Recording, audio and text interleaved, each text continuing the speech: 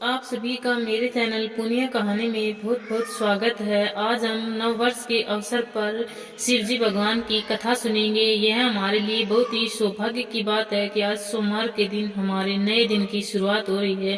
Please channel को subscribe अवश्य करें व कथा को अवश्य लिखे। ओम नमः शिवाय कमेंट में लिखे। आपका पूरा वर्ष मंगलमय होगा। भगवान शिव सभी पर कृपा दृष्टि बनाए रखेंगे।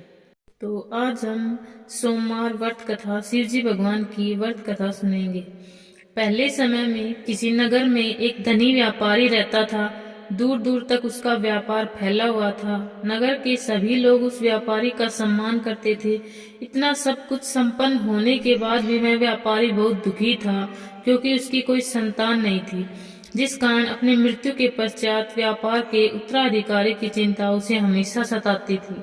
पुत्र प्राप्ति की इच्छा से व्यापारी प्रत्येक सोमवार भगवान शिव की व्रत पूजा करता और शाम के समय शिव मंदिर में जाकर शिव जी के सामने घी का दीपक जलाया करता था। उसकी भक्ति देखकर मां पार्वती प्रसन्न हो गई और भगवान शिव से उस व्यापारी की मनोकामना पूर्ण करने का निवेदन किया। भगवान शिव बोले, इस संसार में सबको उसके कर्म के अनुसार ही फल की प्राप्ति होती है। जो प्राणी जैसा कर्म करते हैं उन्हें वैसा ही फल प्राप्त होता है। शिवजी द्वारा समझाने के बावजूद मां पार्वती नहीं मानी और उस व्यापारी की मनोकामना पूर्ति हेतु वे शिवजी से बार बार अनुरोध करती रही। माता के आग्रह को देखकर भगवान भोलेनाथ को उस व्यापारी को पुत्र प्राप्ति का वरदान देना पड़ा। वरदान देने के पश्चात भोलेनाथ मां पार्वती से बोले, आपके आग्रह पर मैंने पुत्र प्राप्ति का वरदान तो दे दिया, परंतु इसका यह पुत्र 16 वर्ष से अधिक समय तक जीवित नहीं रहेगा। उसी रात भगवान शिव उस व्यापारी के स्वप्न में आए और उसे पुत्र प्राप्ति का वरदान दिया और उसके पुत्र के 16 वर्ष तक जीवित रहने की भी बात बताई। भगवान के वरदान से व्यापारी को खुशी तो हुई, लेकिन पुत्र की अल्पायु की चिंता ने उस खुशी को नष्ट कर दिया। व्यापारी पहले की तरह सोमवार के दिन भगवान शिव का विधिवत व्रत करता रहा। कुछ महीनों के बाद उसके घर में अति सुंदर बालक का जन्म हुआ। घर में खुशियां भर गई। बहुत धूमधाम से पुत्र जन्म का समारोह मनाया गया, परंतु व्यापारी को पुत्र जन्म की अधिक खुशी नहीं हुई, क्योंकि उसे पुत्र की अल्पायु के रहस्य का पता था। जब पुत्र 12 वर्ष का हुआ तो व्यापारी ने उसे उसके मामा के साथ पढ़ने के लिए वाराणसी भेज दिया। लड़का अपने मामा के साथ शिक्षा प्राप्ति हेतु चल दिया। रास्ते में जहाँ भी मामा भांजा विश्राम हेतु रुकते, वहीं यज्ञ करते और ब्राह्मणों को भोजन कराते। यात्रा के बाद मामा और भांजा एक नगर में पहुँचे। उस दिन नगर के राजा की कन्या का विवाह था, जिस कारण पूरे नगर को सजाया गया था। निश्चित समय पर बारात आ गई, लेकिन वर का पिता अपने बेटे के एक आंख से काने होने के कारण बहुत चिंतित था। उसे भय था कि इस बात का पता चलने पर कहीं राजा विवाह से इनकार न कर दे, इससे उसकी बदनामी भी होगी।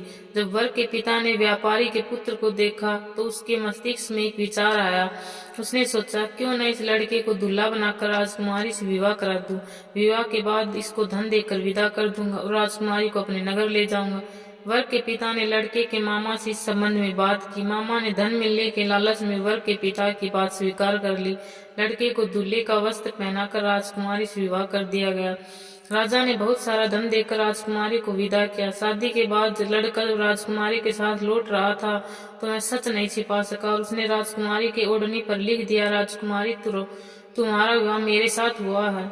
मैं तो वाराणसी पढ़ने के लिए जा रहा हूँ और अब तुम्हें जिस युवक की पत्नी बनना पड़ेगा वह एक आंख से काना है। जब राजकुमारी ने अपनी ओढ़नी पर लिखा हुआ पढ़ा, उस काने लड़के के साथ जाने से इनकार कर दिया। राजा सब बातें जानकर राजकुमारी को महल में ही रख लिया।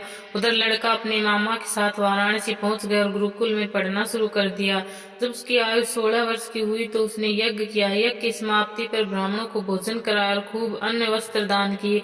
रात को अपने शयन कक्ष में सो गया। शिव के वरदान के अनुसार शयनावस्था में ही उसके प्राण उड़ गए। सूर्योदय पर मामा मृत भांजे को देखकर रोने पीटने लगा। आसपास के लोग भी एकत्र हो गए, दुख प्रकट करने लगे। लड़के के मामा के रोने विलाप करने के स्वर से समीप से गुजरते हुए भगवान शिव और माता पार्वती भी सुनकर वहां आ गए। पार्वती ने भगवान से कहा, प्राणनाथ, मुझे इसके रोने के स्वर में सहन नहीं हो रहा, पर इस व्यक्ति के कष्ट को अवश्य दूर करिए।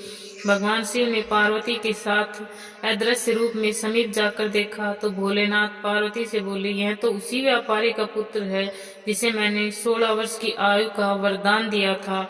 इसकी आयु पूरी हो गई है। माँ पार्वती ने फिर भगवान शिव से निवेदन कर उस बालक को जीवन देने का आग्रह किया।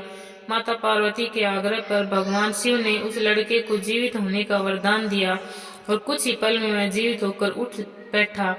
शिक्षा समाप्त करके लड़का मामा के साथ अपने नगर की ओर चल दिया। दोनों चलते हुए उसी नगर में पहुंचे जहां उसका विवाह हुआ था।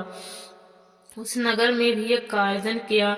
समीप से गुजरते हुए नगर के राजा ने यज्ञ का आयोजन देखा। उसने तुरंत ही लड़के उसके मामा को पहचान लिया।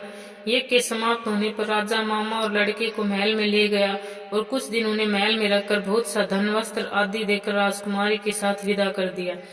इधर भूखे प्यासे रहकर व्यापारी और उसकी पत्नी बेटे की प्रतीक्षा कर रहे थे। उन्होंने प्रतिज्ञा कर रखी थी, यदि उनके बेटा अगर जीवित होने का समाचार मिलेगा तो ठीक है, अगर मृत पाया गया तो वे तुरंत ही अपने प्राण त्याग देंगे। परंतु जैसे उसने बेटे के जीवित वापस लौटने का समाचार सुना तो मैं बहुत प्रसन्न हुआ। मैं अपने पत्नी और मित्रों के साथ नगर के द्वार पर पहुंचा। अपने बेटे के विवाह का समाचार सुनकर पुत्र वधू राजकुमारी को देखकर उसकी आंखें खुशी से भर आई। ठीक उसी रात भगवान शिव ने व्यापारी के स्वप्न में आकर कहा, हे श्रेष्ठी, मैंने तेरे सोमवार के व्रत करने और व्रत कथा सुनने से प्रसन्न होकर तेरे पुत्र को लंबी आयु प्रदान की है। पुत्र की लंबी आयु जानकर व्यापारी बहुत प्रसन्न हुआ। अपने से व्यापारी के घर में खुशियां लौट आई। शास्त्रों में लिखा है, जो स्त्री पुरुष सोमवार का विधिवत करते हैं और व्रत कथा सुनते हैं उनकी सभी इच्छाएं पूरी होती हैं। ओम नमः शिवाय।